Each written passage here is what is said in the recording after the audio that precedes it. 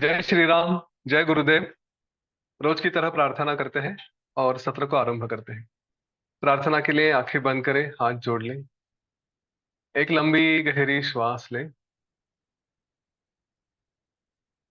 गुरुर्ब्रह्मा गुरुर्विष्णु गुरुर्देवो महेश्वरः। गुरु साक्षात् परम ब्रह्म। तस्मै श्री गुरवे नमः। तस्मै श्री श्री गुरवे नमः। आंखें बंद रखते हुए परम पूज्य गुरुदेव से, ईश्वर से प्रार्थना करें। हम इतने योग्य हो जाएं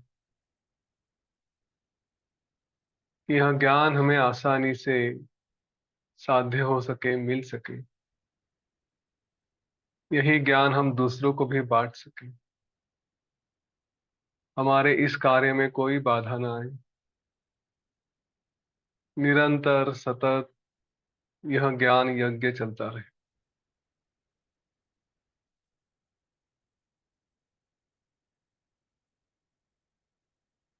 पूरे समर्पित भाव से यह प्रार्थना करके धीरे धीरे अपनी आंखें खोल दें। जय गुरुदेव, जय श्री राम। जय जय रघुवीर समर्थ। मेरे लिए बड़े भाग्य का दिन है।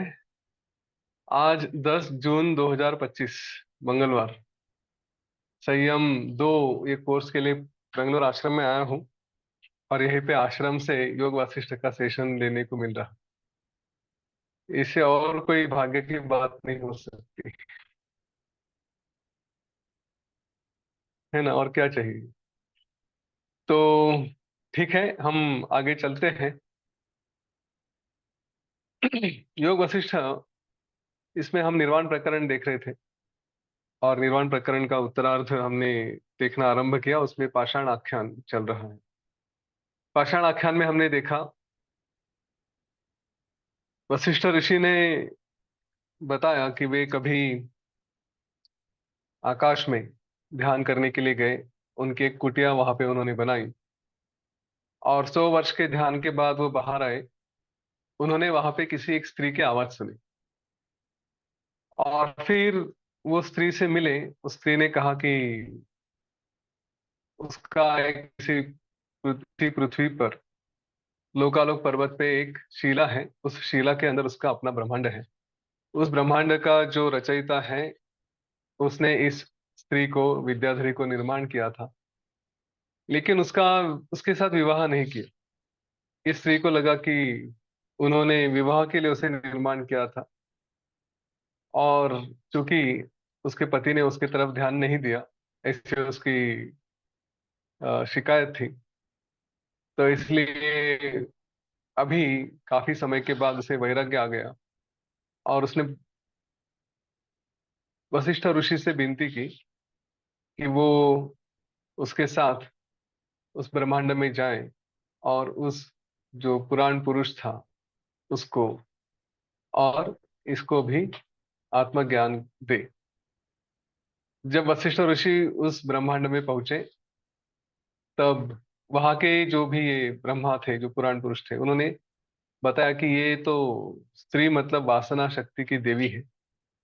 मैंने इसके लिए अपने साथ विवाह करने के लिए निर्माण नहीं किया था। ये केवल वासना पूरी होने के लिए कि जो मुझे ब्रह्मांड निर्माण करना था, लोक रचने थे, ये सब तो उसकी देवी है। इसका अस्तित्व उसी लिए है और बस, इसका कोई उद्देश्य नहीं है। अभी मेरे कल्पांत का समय आ गया। कल्प अभी समाप्त होने वाला है, तो इसलिए मेरी भी समाप्ति होगी। तो इसलिए मैं अभी ध्यान लगाकर बैठ रहा हूँ। क्योंकि मेरा विनाश होने वाला है, इसलिए जो मैं इसका जनक हूँ, जो मैंने इसको निर्माण किया है, इसे लगा कि इसका भी विनाश होने वाला है और इसीलिए इसे भी थोड़ी आत्मज्ञान की प्राप्ति की इच्छा हुई और इसलिए उसने आपको पकड़ा। अब इसके बाद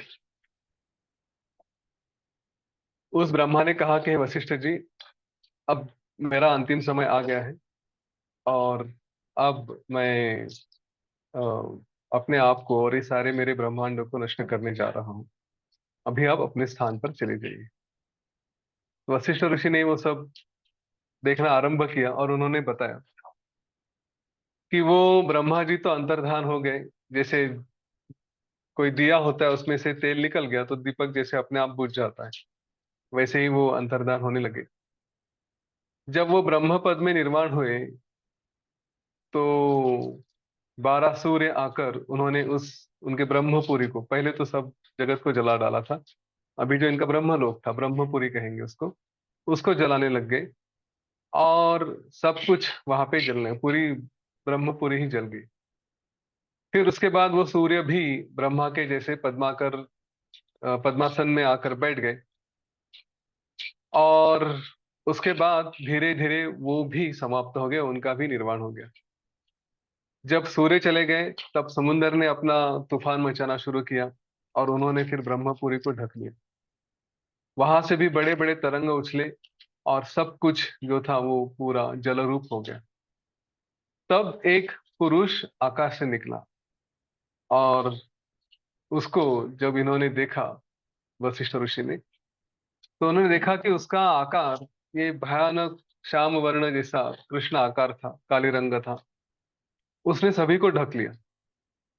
ऐसे लगता था, इतना काला था कि जैसे कल्प पर्यंत की सारी रातें इकट्ठा होकर उसके रूप में स्थित हुई है। उसके मुख से ज्वाला निकलती थी, उसके शरीर में बड़ा प्रकाश था। ऐसे लगता था जैसे कोटि सूर्य उसके शरीर में है, या उसमें सारे बिजली का प्रकाश इकट्ठा हुआ हो। उसके 5 मुख थे, 10 भुजाएं हाथ थे, 3 नेत्र थे। जैसे लग रहा था कि मानो तीनों सूर्य उसमें से चमक रहे हैं। उसके हाथ में त्रिशूल था, और आकाश की जैसी उसकी मूर्ति थी। आकाश की जैसे मतलब कि उसका कोई आकार जिसको हम पकड़ सके, ऐसा कर सके, ऐसा नहीं। तो आकाश में ही अंध जो क्या कहेंगे उसको, धुंधला सा दिखाई देता है। उसके नासिका से जो सांस आ रही थी, उससे वो जो समुद्र था उसको भी क्षुब्ध कर रहा था, हिला रहा था। और आकाश का जैसा बड़ा आकार है, वैसे ही उसने स्वरूप धारण किया था। उस ऐसा माना चाहिए कि सारे अहंकार की समष्टि वह था। जितने भी लोग हैं, जितने भी अहंकार हैं, जितने भी व्यष्टि हैं, वो सब मिला के उसका रूप हो गया था। अथवा महाप्रलय की जो बड़ी अग्नि होती है, उस रूप में वो स्थित था। या प्रलय काल के जो बड़े मेघ होते हैं, उन रूप से वो स्थित था। वशिष्ठ ऋषि कहते हैं, हे श्री राम जी, मैंने जाना कि हम महारुद्र हैं, क्योंकि इनके हाथ में त्रिशूल है, इनके 3 नेत्र हैं और 5 मुख हैं। ये जानकर मैंने उन्हें प्रणाम किया। तो राम जी ने पूछा, हे भगवान, ये उनका भयानक रूप क्या था, और रुद्र किसे कहते हैं? उनका बड़ा आकार, ये 10 भुजाएं, पंचमुख, 5 मुख थे, 3 आंखें थी, और हाथ में त्रिशूल, ये सब क्या है? क्या वह किसी के भेजे आए थे, किसी ने भेज दिया था उनको, या अपने आप से प्रकट हुए थे? उन्होंने क्या किया, फिर उसके बाद कहाँ गए? वह अकेले थे या उनके साथ कोई और था? अच्छा, थे तो श्याम वर्ण मतलब काले रंग के क्यों थे? ऐसे कई प्रश्न श्री राम जी ने पूछे। तब वशिष्ठ ऋषि बोले, हे श्री रामचंद्र जी, जो परिच्छिन्न मतलब कि जो लिमिटेड, मर्यादित जो अहंकार है, वो त्यागने योग्य है। अहंकार की परिभाषा यही है कि अपने आप को समष्टि से अलग समझना। ये जो सारा निर्माण है, उससे मैं अलग हूँ, ऐसी भावना मतलब अहंकार होता है। तो वो तो त्यागने जैसा ही है। वो अगर कोई पकड़ के रखता है, तो फिर वो अहंकारी हो गया, वो आत्मज्ञानी नहीं हो सकता। तो कौन सा अहंकार होना चाहिए? अहंकार अगर करना है तो ये सब कुछ मैं हूँ, इसीलिए उसको कहते हैं कि वो अहंकार है। अभी उसका जो समष्टि है, वही सारी आत्मा भी वही कहती है, उसी को कहा जाता है, और उसी का नाम रुद्र है। अभी यहाँ पे कुछ ग्रंथों में उसकी परिभाषा दी नहीं है, लेकिन रुद्र का नाम, रुद्र का वर्णन क्या है? रुद्र का एक अर्थ है कि वो सबको रुलाता है। हाँ, जो रुलाता है मतलब अपने कर्मों के अनुसार जो जो भी भुगतना पड़ेगा, वो है रुद्र। और दूसरा अर्थ यह है कि जो रुलाने से बचाता है। दोनों भी बातें हैं। अगर उसका स्मरण किया, उसके जैसा होने का प्रयत्न किया, तो फिर सारे दुखों से छुट्टी भी होती है। अब कृष्ण वर्ण वर्ण इसलिए काले रंग का इसलिए है कि वो आकाश रूप है। आकाश का कोई रंग होता है क्या? हमें नीला दिखता है, पर वो नीला नहीं होता है, वो तो केवल भास होता है। तो वैसे ही उसमें कृष्णता थी, काला रंग था। सब जीव जिन्होंने अपना अहंकार छोड़ा और फिर जिनका निर्वाण निर्वाण हुआ, वो सारे इकट्ठा होकर उस रुद्र रूप में प्रकट हो गए। तो इसीलिए वो उग्र भी था। पंचमुख मतलब क्या? तो पांच ज्ञानेंद्रिय। हाँ, ये उसके पांच ज्ञानेंद्रिय थे। दशभुजा मतलब क्या थे? कि 10 बाहें, ये उसकी कर्मेंद्रिय और कर्मेंद्रियों के विषय थे। अब ज्ञानेंद्रिय हम जानते हैं, ज्ञान के इंद्रिय कौन से हैं? आंखें हैं, हम रस है, गंध है, नाक है, त्वचा है, कान है, ये सब सुनते हैं उसको। ये पांच ज्ञानेंद्रिय हो गए। कर्मेंद्रिय हम जानते हैं, हाथ है, मुख है जिससे बोलते हैं। उसके बाद पैर है, गुदा है, और जननेंद्रिय है। ये पांच हमारे क्या हो गए? कर्मेंद्रिय हो गए। तो पांच भुजाएं वो कर्मेंद्रिय की थी, पांच भुजाएं उस कर्मेंद्रियों की विषय की थी। तो इसके विषय कौन से होते हैं? जैसे स्पर्श है, भोग है, पुनरुत्पत्ति है, विसर्जन है ना? ये सारे जो अलग अलग विषय हैं, बोलना है या चखना है, तो ये विषय यानी उसके बाकी के पांच हाथ थे। तो ऐसे पांच और पांच मिला के 10 हाथ हो गए। अब तीन नेत्र के बारे में कई सारी बातें बताई गई। एक तो तीन गुण होते हैं, सात्विक, राजसिक और तामसिक। तो ये तीन गुण, सत्व रजत तम, ये तीन गुण यानी उनके तीन आंखें थी। या फिर तीन काल भी होते हैं, भूतकाल, भविष्य काल, वर्तमान काल। या फिर तीन तरह के वेद भी हैं, यजुर्वेद है, ऋग्वेद है, यजुर्वेद है, सामवेद है। देखिए, वेदों के बारे में ऐसा है कि पहले तीन ही वेद थे ओरिजिनली, जो ब्रह्मा जी ने व्यास ऋषि को दिए थे। लेकिन उनको और थोड़ा विस्तार से और उनका थोड़ा सिंप्लीफाई करने के लिए फिर उन्होंने ही चौथा वेद, अथर्ववेद को निर्माण किया। उनके चार शिष्य थे व्यास जी के, तो उन चारों शिष्यों को एक एक वेद ऐसे दे दिया था उन्होंने, कि जिसका उन्होंने आगे प्रचार किया। तो ये जो बात है कि यहाँ पे तीन वेद इनिशियली वो भी तीन आंखों का ही प्रतिनिधि करते थे। या फिर मन, बुद्धि, चित्त, ये भी तीन आंखों की तरफ होते हैं। या फिर ओंकार का है उम, वो भी तीन मात्रा उसमें आ जाती थी। तो इस तरह से वो तीन आंखों का अलग अलग कारण होता था, कुछ भी इस तीन बातों में से कुछ भी हो सकता था। अच्छा, उसका शरीर क्या था? तो उसका शरीर मतलब वो पूरा आकाश रूप जो था, उस वही उसका शरीर था। उसके हाथ में त्रिशूल था, और चित संवित के कारण उसका स्फुरण हुआ था। वो अपने आप कैसे आ गया? तो बस वो चेतना से ही वो उसका निर्माण हो गया और वहां पे आ गया। और उसी चेतना में बाद में लीन भी हो गया, तो उसका वर्णन वगैरह सब बाद में आएगा। वह केवल आकाश रूप था। वो जो रुद्र है, केवल आकाश रूप ही था। जो कुछ उसने किया अभी वह भी सुनो, ऐसा वशिष्ठ ऋषि बता रहे हैं। और ये जो बातें हैं आगे की, वो बड़ी सुंदर है। हम में भी बाद में वशिष्ठ ऋषि ने वर्णन किया कि वो भी स्वयं ये सब सारी चेतना, ये वो सब कुछ थे। बड़ा विस्तार से उन्होंने वर्णन किया है। अगर समय मिलेगा तो अगले हफ्ते में आने के बाद फिर वो ठीक से उसके ऊपर चर्चा करेंगे। हम आज उस रुद्र ने क्या क्या किया वो देखते हैं। वशिष्ठ ऋषि कहते हैं, श्री रामचंद्र जी, वह रुद्र ऐसा था जैसे लगता है कि आकाश को ही पंख लगे हैं। उसने अपने आंखों से ही प्राणों को खींचा। तो जितना भी अभी ये सब विलय हो रहा था ब्रह्मपुरी में, तो सारा पानी का पानी हो गया था, हमने देखा। सूरज तो सब डूब गए थे, विलीन हो गए थे। तो जो सारे समुद्र एक जगह आ गए थे, एकार्णव बोलते, एक ही अर्णव मतलब समुद्र, सारे समुद्र मिलकर एक ही बड़ा सा महाअर्णव, महासमुद्र बन गया था। इसने उससे अपने मुंह से खींच लिया।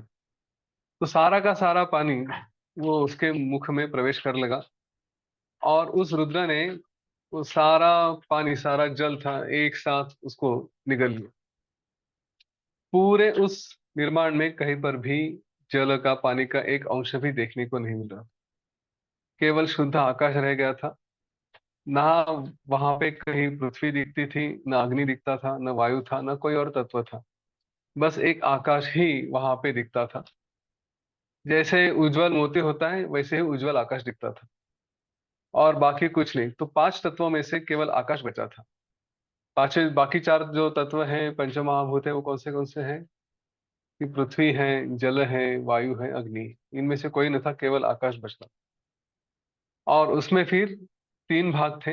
एक था ऊपर का, नीचे का भाग, अधोभाग। दूसरा मध्य भाग, और तीसरा फिर सब तरफ रुद्र।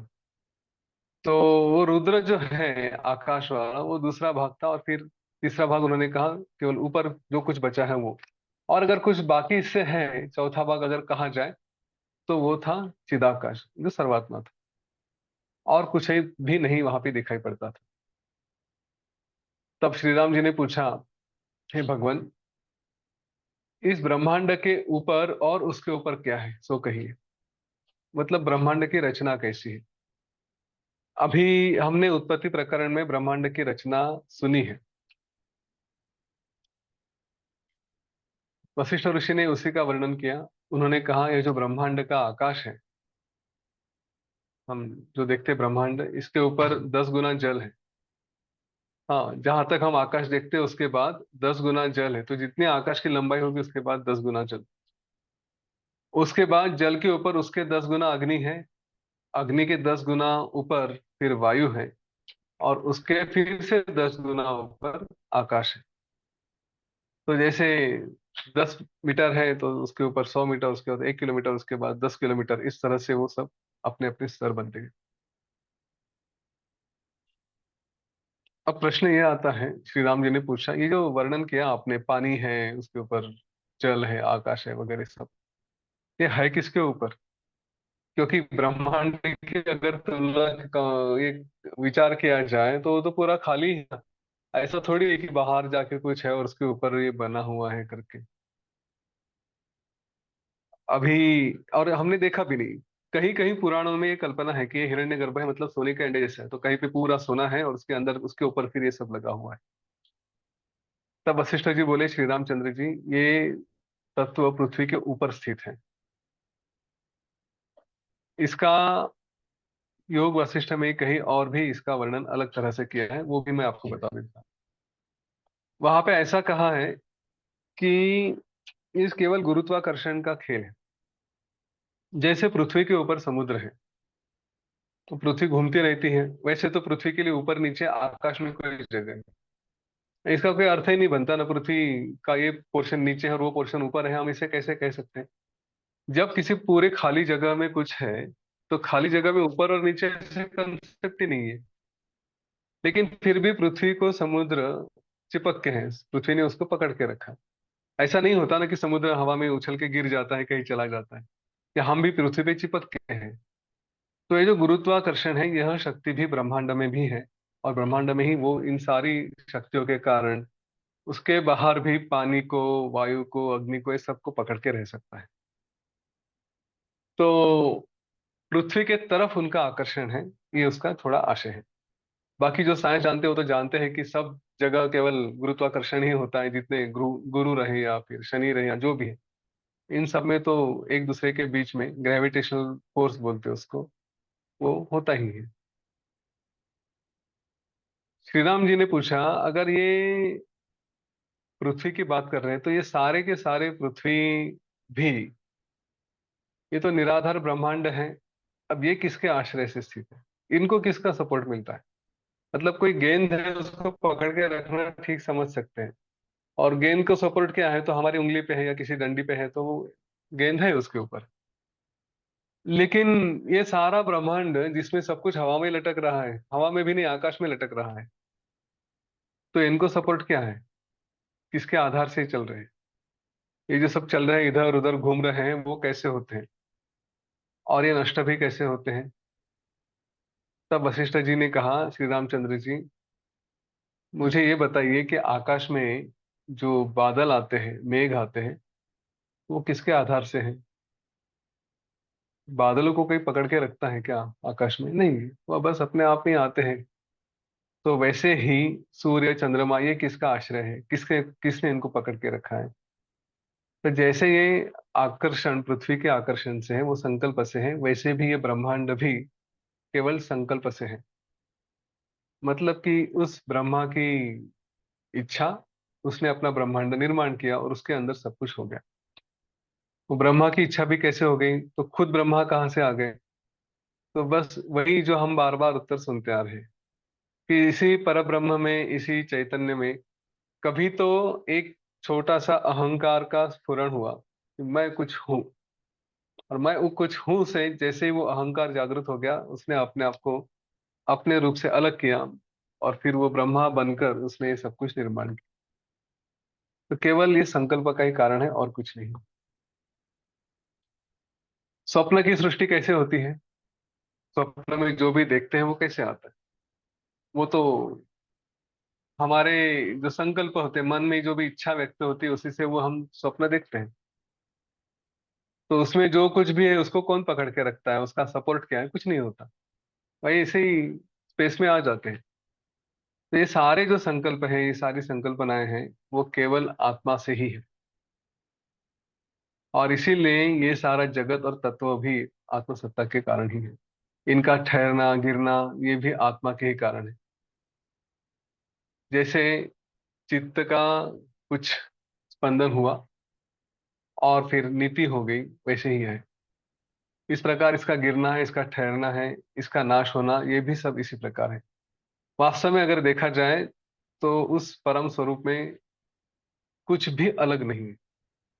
ये केवल भ्रम हुआ है ना, निर्माण तो कुछ हुआ ही नहीं है। चैतन्य में थोड़ा सा भ्रम हुआ और बस एक संकल्पना आ गया, और तो यहाँ पे कुछ देखने देखने को मिलता नहीं। अच्छा, इसका ये सारी निर्मिति का हमने प्रश्न पहले भी पूछा था, विचार भी किया था कि अगर सच में कुछ निर्माण हुआ है तो ये सारे पत्थर, मिट्टी, पृथ्वी, पानी, हवा, ये सब कहाँ से लेकर आए? ऐसा तो नहीं ना कहीं स्टोरेज में रखा है और फिर उधर से निकाल निकाल के एक एक चीज बनाई गई? कहाँ से आया? और जहां से आया उसके पहले क्या था? वो भी खुद कहाँ से आया? है ना, इस सारे सब प्रश्नों के इसका सोर्स ढूंढते ढूंढते जब जाते हैं तो पता चलता है कुछ नहीं। वशिष्ठ जी ने कहा, श्री रामचंद्र जी, मैंने उस रुद्र का तो बड़ा भयानक रूप देखा था। उसके आंखें ये बड़े बड़े तेज से पूर्ण थे। हाँ, चंद्रमा, सूर्य, अग्नि, ये तीनों जैसे उसके नेत्र थे। और वो महाभयानक था, ऐसे लगता था कि जैसे प्रलय का समुद्र ही है। उसके गले में जो गर्दन, कटी हुई गर्दन, या हम क्या कहेंगे, रुंड कहेंगे, उसकी माला थी। और उसकी फिर एक परछाई भी अचानक सामने आ गई। वो परछाई भी बड़ी और वो भी काली दिखाई देती थी, वो तो एकदम काली थी। तो वशिष्ठ ऋषि कहते हैं, मुझे तो उसको देखकर बड़ा आश्चर्य हुआ कि ना यहाँ सूर्य है, ना अग्नि है, ना ही कोई किसी प्रकार का प्रकाश है, क्योंकि जो कुछ है वो सब उसके अंदर, रुद्र के अंदर चला गया था। तो परछाई कहाँ से आ गई? परछाई के लिए कहीं तो प्रकाश होना चाहिए ना। तो परछाई किस प्रकार है, कैसे है? मैं देखता था और देखते देखते वो परछाई भी नृत्य करने लगी। अपने आप से वो गोल गोल गोल गोल घूमने लगी। और उसमें से एक स्त्री निकली, जिसका शरीर बड़ा दुर्बल था, बड़ा आकार उसका लंबा था, ऊंचा था। और वो बहुत ही काली थी, जैसा लगता है अंधेरी रात्रि है। उसके भी तीन नेत्र थे, उसके भी बड़ी भुजाएं थी, हाथ बड़े थे, गर्दन ऐसी बड़ी थी। तो ऐसा लगता है कि फिर से वो प्रलय काल के मेघ हैं, वो एकदम सामने आ गए हैं, काले काले सब कुछ। उसके गले में भी रुद्राक्ष और रुंडों की माला पड़ी थी। वह विकराल स्वभाव की नारी, उसके हाथ में त्रिशूल, खड्ग, बाण, ध्वजा, उखल, मुशल, ये जो हम सारे घर में यूज करते हैं ना, कई सारी बातें, वो सब उसके हाथ में, उसके कमर में सब ऐसे लटका हुआ था। ऐसा आकार देखकर फिर मैंने विचार किया कि ये तो काली भवानी है, काली माँ है। मैंने उसको नमस्कार किया। और इतनी वो काली थी, जैसे अग्नि के जले हुए पर्वत के शिखर जिस तरह से दिखते हैं काले काले, वैसे ही वो थी। उसके मस्तक से तीसरा नेत्र था, वहां से बड़ी सी आग निकल रही थी। वो नाचने लगी, गोल गोल घूमने लगी, तो उसके वजह से कभी कभी तो उसकी केवल दो ही हाथ दिखते, कभी ऐसा लगता सहस्त्रभुजा है, कभी अनंत हाथ दिखाई देते थे, कभी एक ही हाथ दिखाई देता था, तो कभी कोई हाथ ही नहीं दिखाई देता था, कभी सिर नहीं दिखता था, कभी पैर नहीं रखता था। तो बस कभी ऐसे एक ही जैसे डंडी जैसी दिखती थी और घूमती थी, नृत्य करती थी। जो जो वह नृत्य करती थी तो उसका शरीर कभी कभी दिखाई पड़ता था, अलग अलग तरह से दिखाई देता था। कभी ऐसा लगता था कि उसने जैसे पूरे आकाश को ढक लिया है, दसों दिशाओं से आकाश को उसने पूर्ण कर लिया है। ना उसका पैर दिखता था, ना उसका सर दिखता था, इतना आकार उसने बढ़ा दिया। योग वशिष्ठ में कई कई जगह वर्णन ऐसा किया है कि गरुड़ अगर ऊपर से लेकर नीचे तक जाए उसके शरीर के, और एक कल्पा तक पूरा उस वो अगर प्रवास करते रहे तो भी उसका शरीर नहीं नाप सकता था, इतना बड़ा आकार था। तो इस आकार के कारण वो उसका ठीक से रूप भी समझ में नहीं आ रहा था। ऐसा कहते हैं पाताल तक उसके चरण थे, आकाश तक उसका सिर था, पृथ्वी मतलब उसका पेट था, सुमेरु वगैरह जैसे पर्वत है वो उसके नाभि स्थान पर थे, दसों दिशाएं ये उसकी भुजाएं थी, 10 दिशा होती हैं, वो सारी उसकी भुजाएं थी।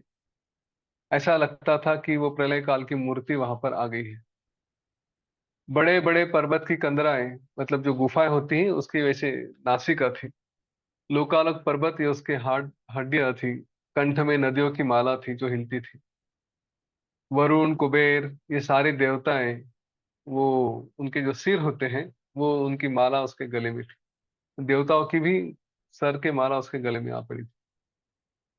उसके नाक से जो पवन निकलता था उससे सुमेरु वगैरह जैसे पर्वत भी घास के जैसे उड़ जाते थे। ब्रह्मांड की माला उसके गले में थी। हाथ में ब्रह्मांड रूपी भूषण थे, और कमर में ब्रह्मांड के घुंघरू और करधीनी थी, मतलब कमर को जो गहना होता है। जब वह नृत्य करती थी तब सब ब्रह्मांड नाचने लगता था, सब ब्रह्मांड घूमने लगता था। जैसे पवन से पत्ते नाचते हैं वैसे ही सुमेरु वगैरह भी उसके साथ साथ घूमने लगते थे। उसका एक एक रोम में ब्रह्मांड थे, शरीर पे जो जो एक एक बाल है वो सब में उसमें ब्रह्मांड थे।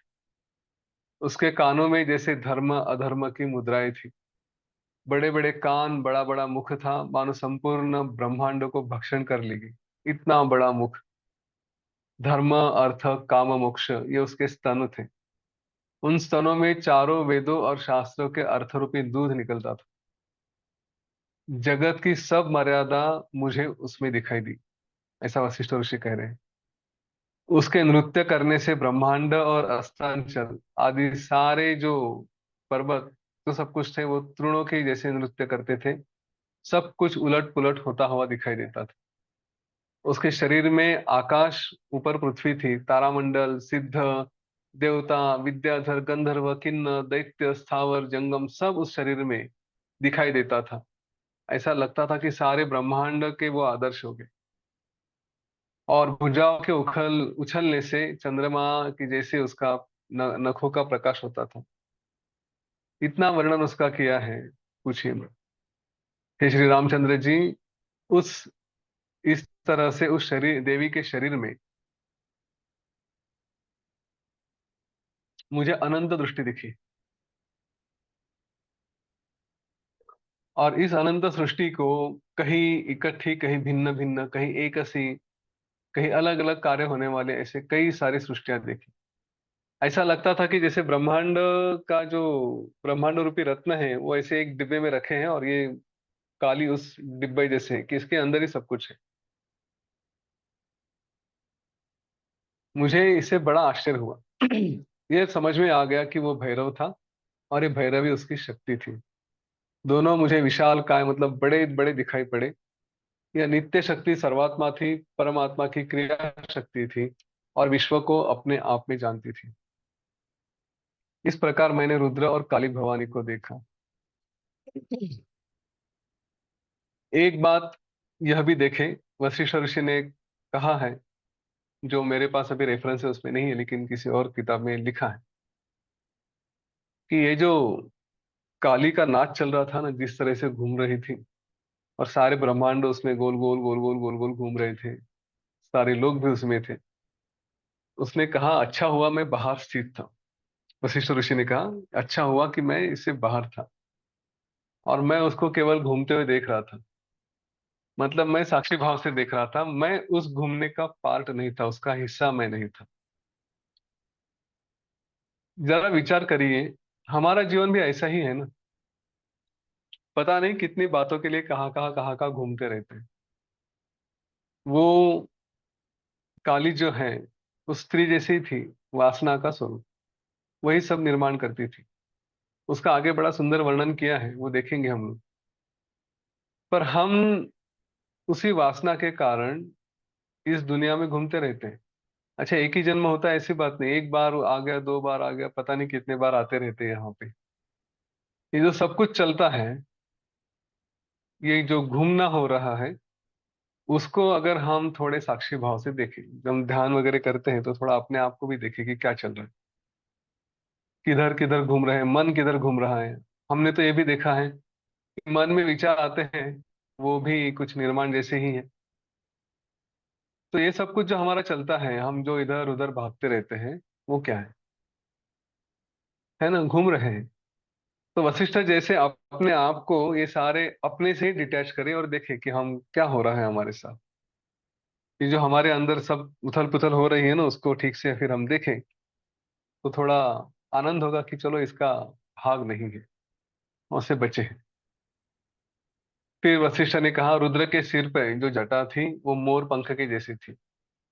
काली को मैंने देखा कि नाना प्रकार के मृग उसके साथ हैं, और वह डम डम शब्द करती है, उसके मुख से और उसके यहाँ से सब आवाज आ रही थी। ये शब्द भी वही करती थी। तो अलग अलग जो शब्द है उसका उच्चार ये सब यहाँ पे लिखा है। दिग्वम दिग्वम तो दिग्वम पंचमना वह सम मम म प्रलय मियतुय त्रिपंत्रो त्रिलम त्रिशल शलुमम शनुमम सुमंश शमग श्री गुरु ही गुम हिम गुम हे उगुम यगु दलु मददारी मितांत दंती। अब इन शब्दों का अर्थ कुछ लगता नहीं, बस कुछ तो है। इसके तरह से अलग अलग आवाज हो रहे थे, और इस प्रकार के शब्द करते ही वो शमशानों में नृत्य करती थी। वशिष्ठ ऋषि कहते हैं, हे श्री रामचंद्र जी, ऐसी देवी तुम्हारी सहायक हो, जो सर्वशक्ति परमात्मा है और सभी ब्रह्मांड उसके आश्रय है। क्षण में वह अंगूठे जितनी हो जाती थी और क्षण में ही बड़ा आकार धारण करती थी। सब जगत में जो क्रियाएं होती हैं वो सब उसी के कारण होती है, उसी के ऊपर होती है। कहीं उत्पत्ति होती है, कहीं युद्ध होते हैं, ऐसी नाना प्रकार की सारी बातें उस देवी के कारण ही होती है, उसी का आश्रय होता है। अब श्री राम जी ने पूछा, ये जो तुमने रुद्र और कली का वर्णन किया है, कालिका का वर्णन किया है, वो कौन थे? महाप्रलय में तो कुछ नहीं रहता, उनके शरीर में आपने सृष्टि कैसे देखी? और महाप्रलय होके उनके शरीर में सृष्टि ने कैसे प्रवेश किया? जब सब खत्म हो गया था, श्री राम जी पूछते तो फिर ये कहाँ से आ गए? और इनमें आप सृष्टि है ऐसे कह रहे, वो भी कैसे हो गया? उस काली के हाथ में जो शस्त्र थे वो कहाँ से आए और कहाँ चली गई, उसका आकार क्या था? तब वशिष्ठ ऋषि कहे, श्री रामचंद्र जी, न कोई रुद्र है, न काली है, न कोई पुरुष है, न कोई स्त्री है, न कोई आ, क्या कहेंगे, पुरुष, कुछ नहीं है। सब मिलकर भी कुछ नहीं हुआ है। न ब्रह्मांड है, न पिंड है, केवल चिदाकाश है। और ये केवल संकल्प से उपजे हैं ऐसा लगता है। हे श्री रामचंद्र जी, मैंने जो चिदाकाश कहा वह परम चिदाकाश है, और वह सदा अपने आप में होता है, उसका कुछ नहीं होता। जो शुद्ध चिदाकाश कहा है वही ये रुद्र रूप है, और वही नृत्य करता है। वहां आकार कोई न था, न चिदघन था, केवल चिदघन था, और बस उसी से ये सब निर्माण हुआ। जब मैं आत्मदृष्टि से देखता था तब मुझे केवल चिदाकाश लगता था, और जब मैं दूसरी दृष्टि से देखता था तो फिर मुझे लगता था कि वही कृतांत है, वही रुद्र है, वही भैरव है, और वही उसकी मूर्ति है, वही भैरवी है। वास्तव में ये केवल रूप नाम मात्र था, माया के कारण था, और कुछ नहीं था। श्री राम जी ने पूछा, वो रुद्र क्या था और वो काली शक्ति क्या थी? उनके अंगों को बढ़ना, घटना, नृत्य करना क्या था? वस्त्र क्या थे? सो कहिए। तब इसका उत्तर जो हम सब देख रहे हैं, विचार कर रहे हैं, तो केवल आत्म तत्व जो चिदाकाश है वही शिवत है, वही भैरव है। उसी के पास चमत्कार नाम की चित शक्ति है। और उस चमत्कार का मतलब अपने आप से कुछ करवाना, उस शक्ति का नाम है काली। देखिए, चिदाकाश और चित शक्ति, चिदाकाश क्या है? जो अपने आप में स्थिर है, ब्रह्म है वही। पर ये सारा निर्माण किसने किया फिर? निर्माण करने के लिए जो शक्ति लगती है वही नाम उस काली का है, वही वो भैरवी है। इसलिए हम जब कहते हैं ना, गुरुदेव ने भी कहा है कि केवल शिव नहीं हो सकते, शिव के साथ पार्वती, वो उसका होना आवश्यक है। केवल शिव कुछ नहीं करेंगे, वो तो एक शव जैसे हो जाता है। जब तक उसमें चेतना रहेगी, जैसे हमारा शरीर और हमारे अंदर की चेतना, तो वैसे ही वही शिव और उसके अंदर, उनके अंदर की चेतना, यानी वही पार्वती, वही काली। तो उनकी शक्ति यानी वो काली है, कि इस शक्ति के कारण वो शिव कुछ कर सकते हैं, वरना तो कुछ नहीं हो सकता, है ना। तो उसी का नाम काली है। उस काली आत्मा और शिव रूप में कुछ भी भेद नहीं है, ये सब एक ही है। जैसे पवन और स्पंदन में, हाँ वायु है, लेकिन है ये कब कहेंगे? जब हिलेगा कुछ। जैसे मैंने एक कपड़ा पकड़ के रखा, एकदम हल्का सा है, कागज का टुकड़ा पकड़ा, और वो हिल नहीं रहा, तो कोई बताएगा आजू बाजू में हवा है करके, पवन है करके? नहीं। जब वो हिलेगा तभी है ना, उसका अनुभव कब आएगा? तो उसी चेतना का अनुभव आने के लिए, उसी शिव जी का अनुभव आने के लिए चित शक्ति को होना आवश्यक है, वरना है ऐसा कैसे कह सकते हैं? एक शरीर को जब वो हलचल करेगा तभी कहेंगे जीवित है या शरीर है, नहीं तो कुछ नहीं है, बस डेड बॉडी बोल देते हैं। वैसे ही स्पंदन, जो चेतना है, वही अग्नि है कैसे कहेंगे? तो उसमें उष्णता होनी चाहिए, वरना अग्नि को अग्नि नहीं कहा जा सकता। तो वैसे ही इस आत्मा में और उसकी जो चित्त कला है, ये चेतना जो है, उसमें कोई भेद नहीं है। जो पहला है वो प्रकृति है। हाँ, ये जो चित्त कला है वही सबका कारण है, वो प्रकृति है। और जो वही सबको, जैसे समुद्र को सुखाती है, वैसे वो जगत जगत को सुखाती है, वो जगत को ही सब कुछ कार्य कर लेती है। वही सिद्ध है, यानी कि सब जो हम साधना करते हैं वो उसी का आश्रय करके साधना हो जाती है, उसी की सेवा होती है। उसी का नाम जयंती है, अर्थात उसी की जय है। वह चंडिका है, अर्थात उसके क्रोध से जगत का प्रलय होता है और संसार डरता है। वह वीर्य है, अर्थात उसका वीर्य अनंत है, उसी से हम सब पराक्रम करते हैं, जो भी कार्य होते हैं। वह दुर्गा है, यानी क्या है कि उसका रूप जानना कठिन है। दुर्ग, दुर्ग मतलब क्या? कठिन। तो उसको जानना कठिन है। वह गायत्री है, उसके पाठ से ये संसार समुद्र से रक्षा होती है।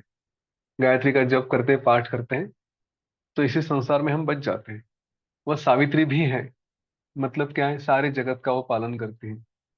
वह कुमारी अर्थात कोमल स्वभाव है। वह गौरी अर्थात गौर अंग वाली है। वह शिवा अर्थात शिव के बाएं अंग में बसने वाली है।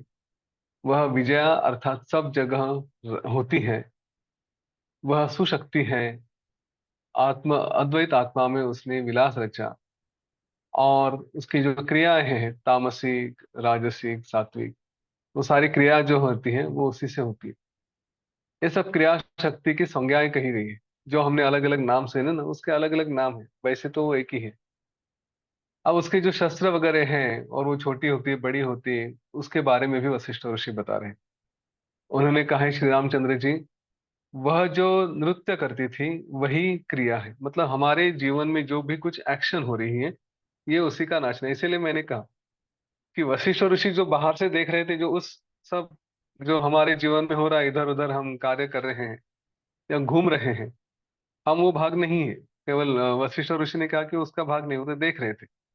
बस जब उसका भाग हो जाते हैं तो हमारी सारी एक्शन जो हम भी कार्य करते हैं, जैसे मैं अभी ये सेशन ले रहा हूँ, आप सुन रहे हैं, देख रहे हैं, कहीं ट्रैवल करते, कुछ काम करते, जो भी है, वो केवल उसकी क्रिया है, उसका नाचना है।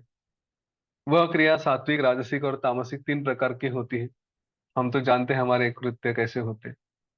उसके बाद जो मुसल था, वो ग्राम, पूर, नगर, मतलब शहर वगैरह सब थे। और उसके अंग यह सृष्टि थे।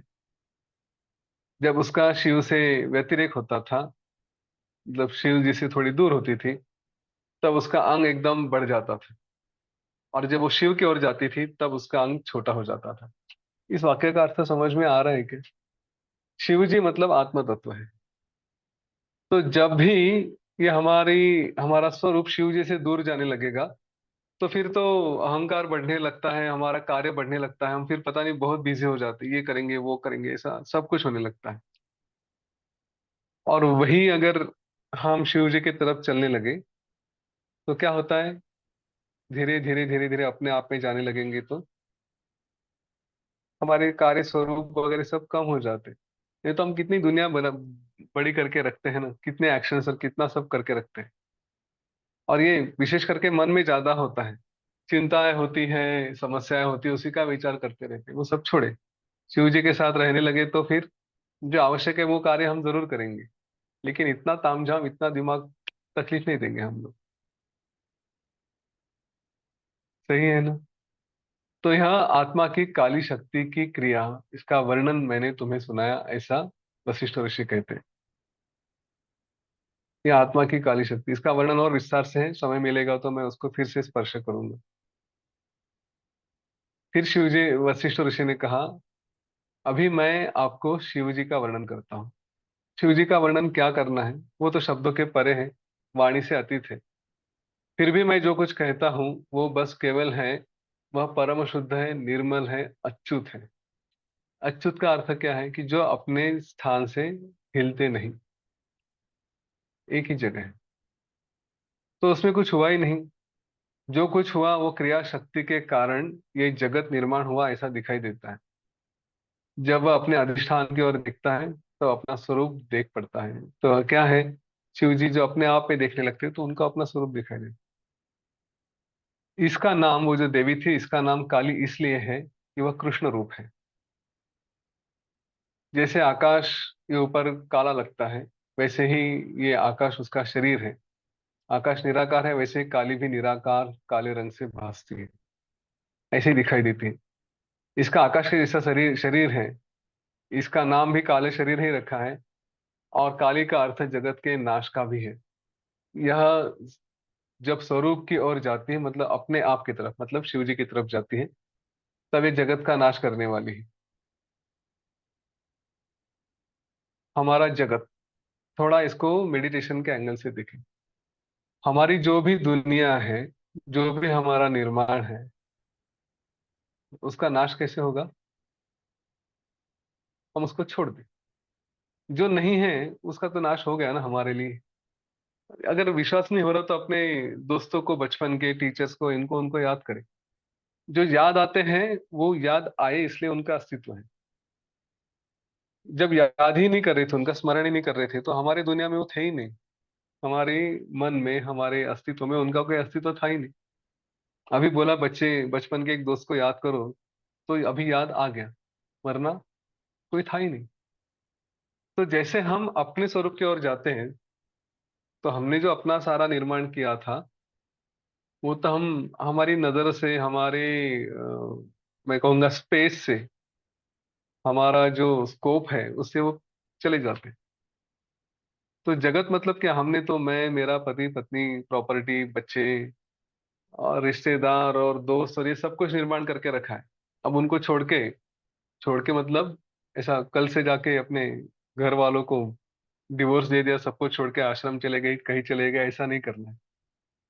पर मन से जो अटैचमेंट बांधने पकड़ के रखी है, अगर उसको थोड़ा शांत कर दिया, तो अपने आप ही हमारा जगत नष्ट हो जाता है, फिर हमारे लिए सब एक ही हो जाते हैं। तो यही है कि काली जब अपने तरफ जाती है, अपने स्वरूप की तरफ जाने लगती है, तब ऐसा कहा जाता है कि इसका जो जगत है, उस जगत का नाश होता है।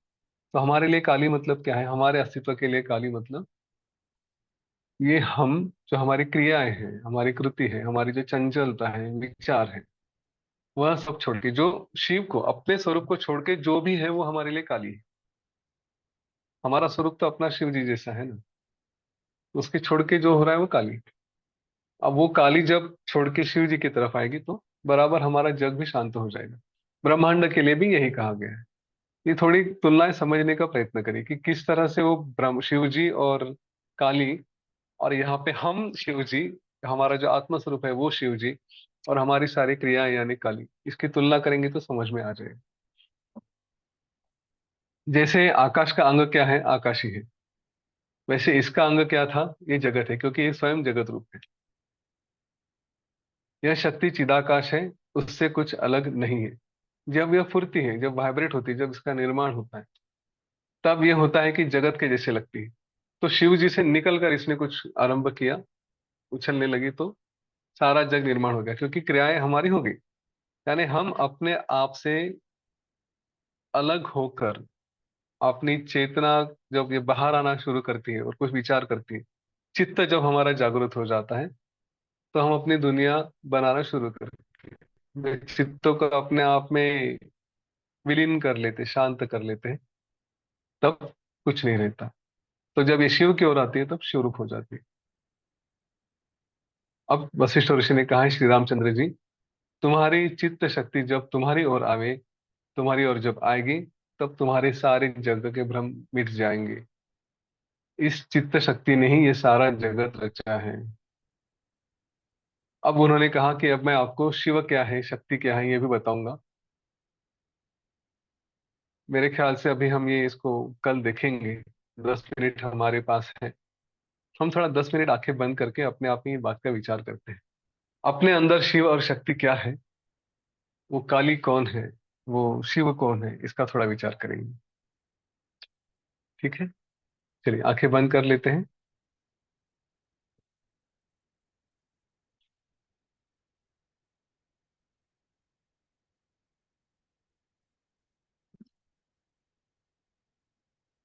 सारा ध्यान अपने श्वास के ऊपर रखें।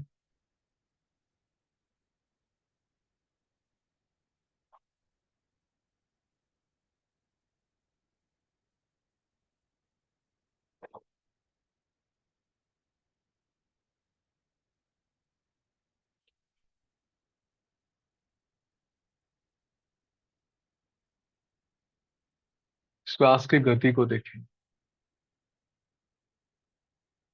जैसे भी चल रही, साधारण है, लंबी है, गहरी है, जैसे भी श्वास चल रही है उसको देखते रहे।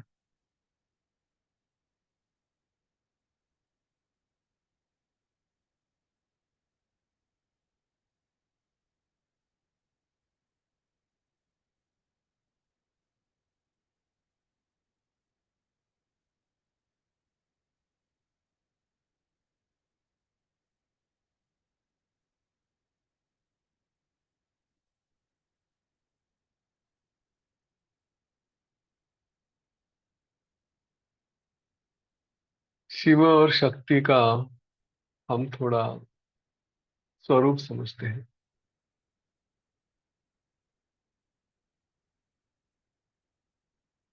जो भी विचार आते हैं, जो भी सुनाई दे रहा है, शरीर के द्वारा बाहर की तरफ होने वाले हर कार्य को शक्ति का रूप समझे।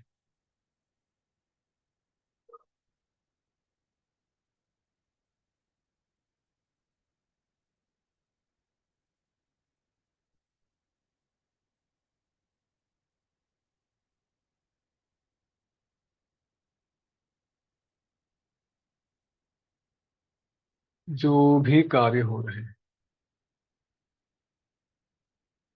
केवल देखें। कुछ सुन रहे हैं तो वो भी शक्ति का कार्य है।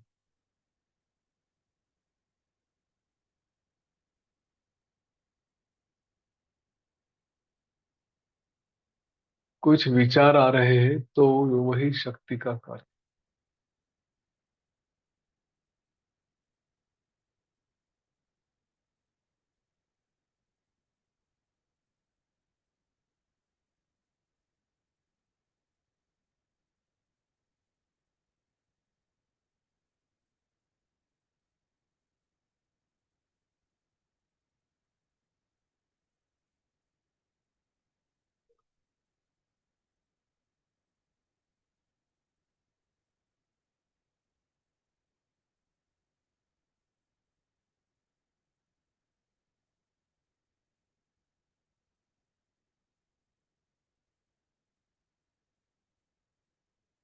जब कुछ कार्य हो रहा है, चाहे विचार का हो, इंद्रियों का हो, भावनाओं का हो, तो इसका अर्थ शक्ति है।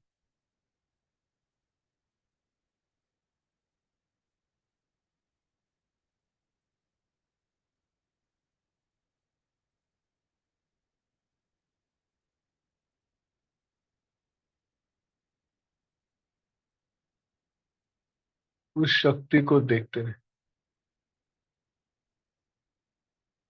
हर कार्य के पीछे शक्ति है।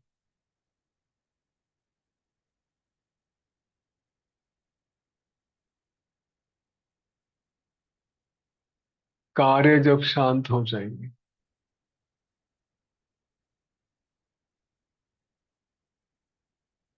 तो अपने आप शक्ति भी शांत हो जाएगी।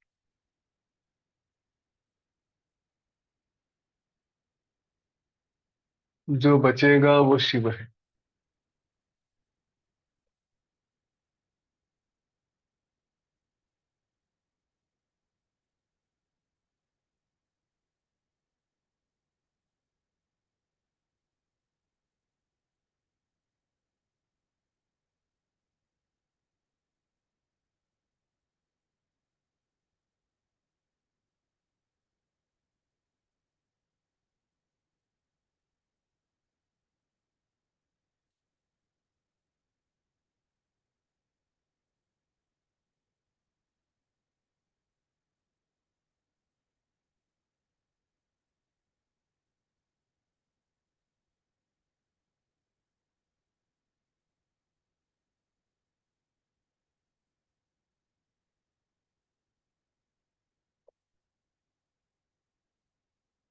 ये शक्ति बीच बीच में जागृत होने का प्रयत्न करेगी।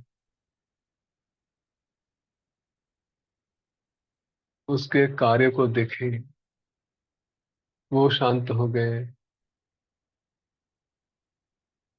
शक्ति शांत हो गई, शिव दिखाई देंगे।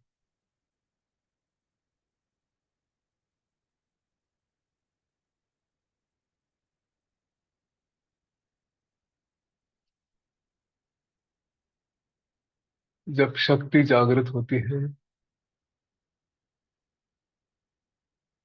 तब शिव जी का दर्शन नहीं होता।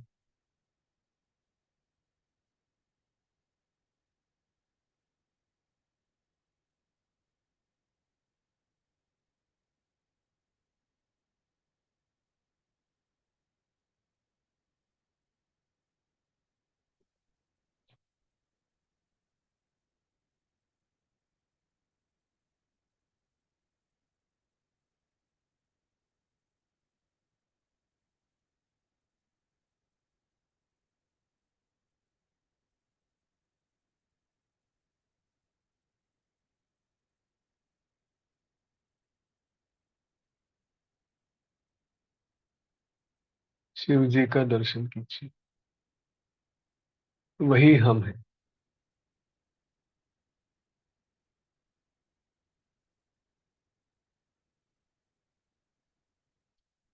शिवोहम, शिवोहम, शिवोहम, शिवो, शिवोहम, शिवो,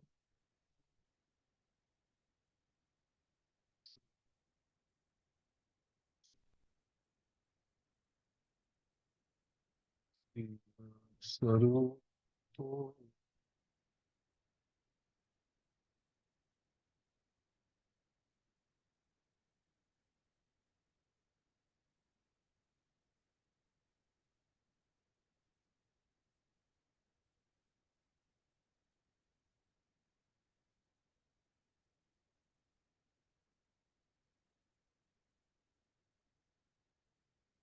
ओ रवि,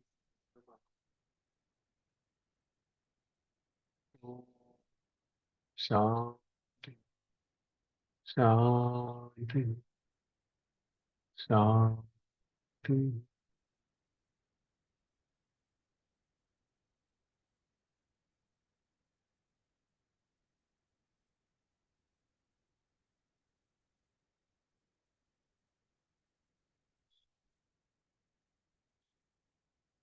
अपने श्वास की तरफ ध्यान दें।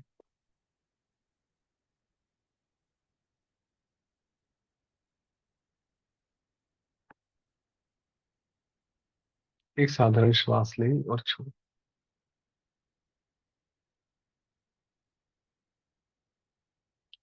एक लंबी गहरी श्वास लें और पूरी तरह से छोड़ें। अपने शरीर के प्रति सचेत हो जाएं। वातावरण के प्रति सचेत हो जाएं।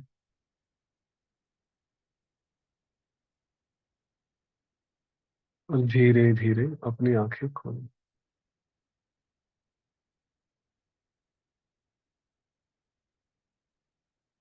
जय गुरुदेव, जय श्री राम।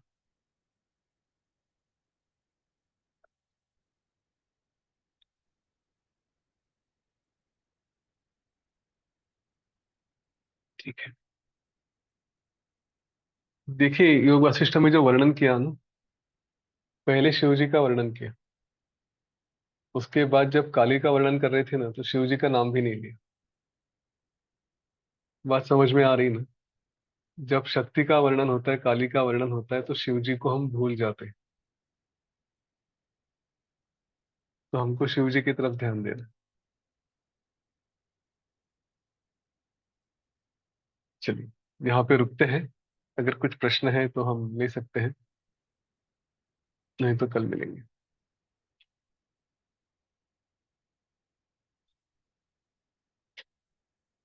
ठीक है। चलो, सबके कल्याण के लिए प्रार्थना करते हैं। आंखें बंद करें, एक लंबी गहरी सांस लें। लोका समस्ता सुखिनो भवन्तु। लोका समस्ता सुखिनो भवन्तु। लोका समस्ता सुखिनो भवन्तु। ओम शांति, शांति, शांति। सकलमंगलं भवतु। जय गुरुदेव।